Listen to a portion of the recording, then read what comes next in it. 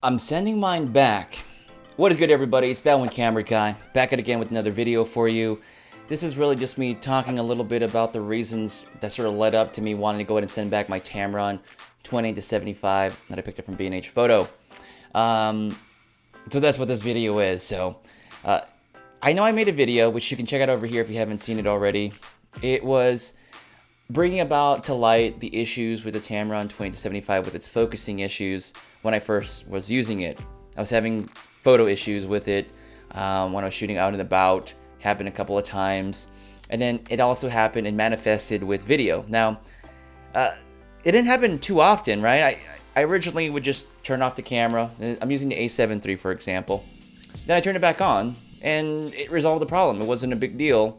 I was able to record just fine, and I felt that the autofocus was good. But I never really put it into a real-world situation or a real-life situation where I would get to challenge the lens and the camera combination. And before I even dive into sort of the story and reasoning as to how this all kind of came about, I do want to share, for those of you, sort of whether or not you should keep your lens or send it back. If you're not having any problems, don't worry about it. There's no need to worry at all. Just keep your lens. Ignore me completely. If you're having intermittent issues with your focus, then you have two choices. You could either send it back in to wherever you got it, or wait for the firmware update in maybe another week or so when it comes out. And again, I am glad that Tamron did address it quickly, and they're looking to correct the situation. Granted, we don't have any more information other than the fact that they are going to be addressing it as soon as possible. But my concern is a couple things. What if they can't resolve it properly? And yeah, I'm pretty sure the companies will be willing to take the lens back if there's any issues. But the events that transpired over the weekend really turned me off from the lens completely. And like I said, it should be addressed, right? And I'm pretty sure within a couple of weeks, people will get their firmware update and everything will be golden. But it really turned me off because it showed me how bad the autofocus was on the camera. So let me dive into the story.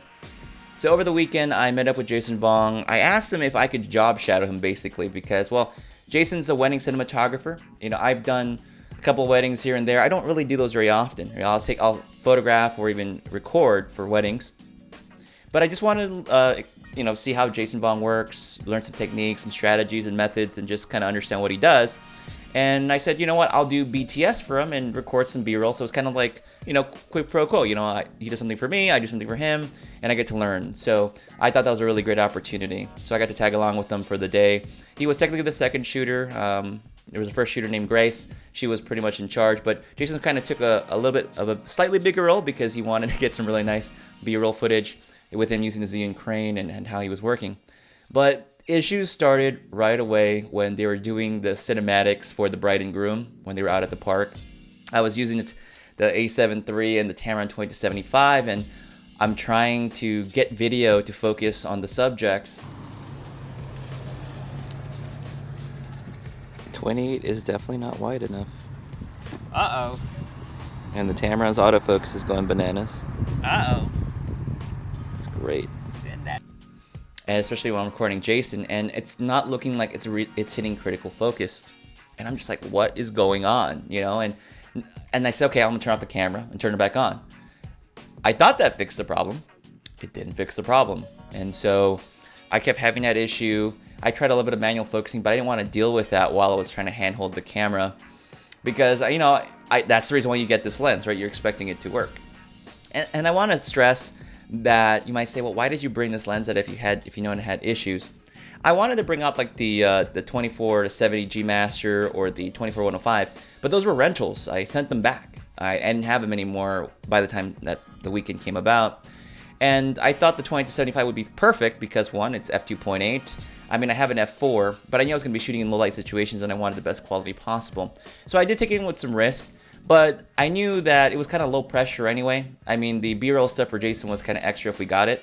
And I just sort of helped around with the wedding if they needed me to hold something or move something in place or watch a camera. That was kind of my main job.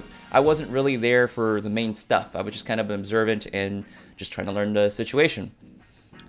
So, like I said, I was trying to shoot, and there was times that I would even try to record the bride and groom just to test out the autofocus to make sure it's working. It just wasn't working. And then Jason looks at me and he's like, "Look, just do this." So I, unlock and relock the lens, right? Reload it. It fixed it. I was like, "Great! It looks like it's good. Focus is working great." And then I stopped the recording. I started back up again. Right? I didn't turn off the camera. Focus stopped working again. And here I am again. Unlock, relock.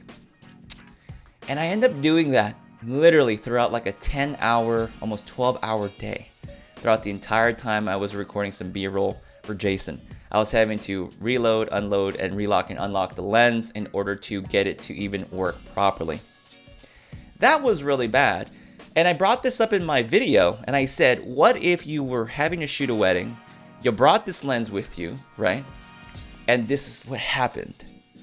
And this was your only lens. It'd be a nightmare. I know some will say manually focus, but the thing is, I don't think it'll be too bad, but it is a fly-by-wire system, I guess, electronic manual focus, right? So it's not as smooth as like a DSLR lens, I guess, for example, or one of these kinds of lenses where you can actually feel and control the focus ring better, and it wouldn't be adequate. And then it was really crazy was Jason was doing his thing, right? He was recording, and he was using a 24-70 G Master. He got this really great shot of the bride and the bride coming down the aisle, and the 24-70 smooth autofocus. Even in low light conditions, it did a great job. Didn't struggle, and those were the things that kind of snap you into place. Like that's the reason why you pay that premium price for that lens, to get the best compatibility and to get the best quality. And he did a really good job. It looked really good. The quality looked really great when he was showing to me during the wedding. During the ceremony party, he was showing me the footage. It looked really nice. And here I am with the 28-75, and I'm like, I just don't feel comfortable with it. Don't feel confident with it. And there was even times when the cameras were all set, and everything was good. I had everything set. I just want to record a little bit of footage during reception just to test it out again. And the bride and groom were dancing. The autofocus wouldn't lock on again. It was that situation, right? You hit record, it's not focusing, and I'm like, crap, I got to stop the recording, unlock, relock. And those are things that are going to be some room for concern. I guess some growing pains. But now that you know the backstory, after all that, I did my RMA with B&H Photo, so I'm going to send it back in later today or tomorrow. But it's going to be growing pains, I think. And I'm really hoping, and by the way, those of you wondering, oh man, he's just doing another of these ramble videos.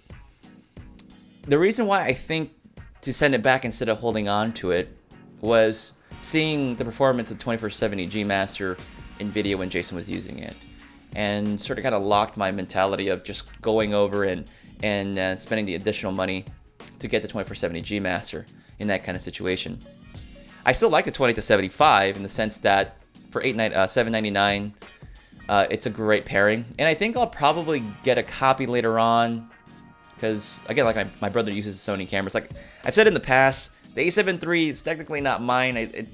My brother's just like giving me an extended period with it just so I can use it for videos. But I think the 20-75 will work really great for what he does. But they have to be corrected, the issues. And I don't mind sending it back. It's not a big deal. Send it back. I'll wait for the actual second batch of lenses to come in. When they finally saturate, I can go ahead and get one. I'm not in a major rush for it. I have other lenses I can use. But that was my experience. And the issue was so prevalent that it bothered me so much. I can't express how frustrated I was. Jason Vong even mentioned it during our live show that I was just really frustrated in the car. I was like, why the hell did I bring this lens with me? It was such a stupid idea. And obviously you can echo that same sentiment with me if you want. It's perfectly fine. But I was just like, this was just so bad. And I feel really bad if anyone had to deal with that situation in an actual professional environment. That was really bad. So the lens is going back. With that said, for those of you wondering, I do have some other videos down the pipeline. I actually rented out quite a few 50mm lenses. The Sigma 50mm art is sort of out already, so I went to did a rental for that. I rented out the Zeiss lens, the Zeiss 50, so I'm going to be doing some comparisons with some lenses soon. I'm really hoping that Sigma's got it on lockdown, because Sigma, their third-party glass, like I'm using the Sigma 16mm right now, they don't have any issues like what Tamron's having. So I'm very hopeful that the Sigma E-mount versions of their art lenses are all solid. I'm hoping. So I'm going to test it out. I'm actually going to do some comparisons with the MC11 version. So I actually rented out, again, I'm paying cash for, I'm dropping money to do the review. The Sigma 50 art and the Sigma 50 EF art, obviously. So I have the two versions, and we're going to test them out. Did the adapter versus the non-adapter, should what should you do? So I'm going to look at that soon. I'll get it in this week. Try to get an early autofocus, video autofocus and autofocus test out for you guys.